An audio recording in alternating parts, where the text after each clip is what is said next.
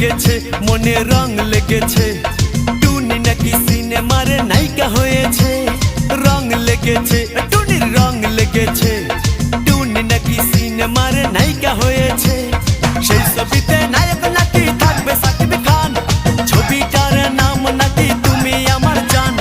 টুনির জ্বালায় এবার আমার যাবে রে প্রাণ, যাবে রে প্রাণ। রং লেগেছে, মনে রং লেগেছে। টুনি নাকি সিনেমার নায়িকা হয়েছে।